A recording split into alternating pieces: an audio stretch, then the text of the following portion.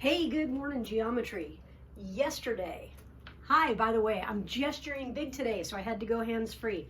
So yesterday, we were learning about the law of sines, and what we learned was that if we've got this triangle, and we know this side here, and we know the length of this side here, and we know the length of this angle here, that I can find this length here by using this law.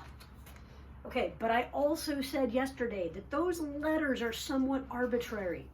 In other words, what if I didn't know this and this and this and wanted to find this? But what if I knew this guy here and this guy here and this guy here, and I wanted to know that guy there?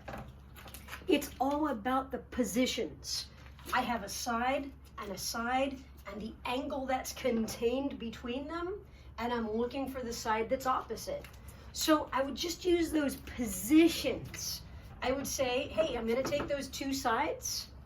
So a squared plus, in this case, not b squared, it's c squared.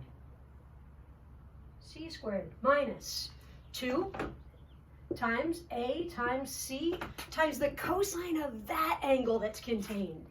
Cosine b is equal to the square of the side that's opposite. That's a b squared. And look, I get an alternate law of cosines, but it's not. It's the same thing, just positionally different. Okay, well that's all well and good, but what if I didn't know those guys? What if instead, what if I knew this length here and this length here and that angle there, and what I wanted to know was this side right here? That's my unknown. Okay, well, it looks to me like I could say, hey, I'm going to take the two sides that contain my angle. I'm going to take b squared, add it to c squared, minus 2 times a times b times c times the cosine of that angle that's contained is equal to the opposite side squared.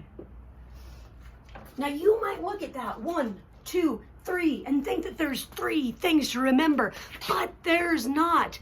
There's one thing to remember. It's about this. It's about a side and the angle that's contained, and using those 3 things, boom, boom, boom, to find that thing over there. A squared plus c squared minus 2 times a times c times cosine b gives you b squared. Or b squared plus a squared minus 2 times a times b times cosine c is c squared. Or c squared plus b squared minus 2 times c times b times cosine a is a squared. It doesn't matter. The order, the positions, it's all relative. There's only one law of cosines, no matter how we dress it up.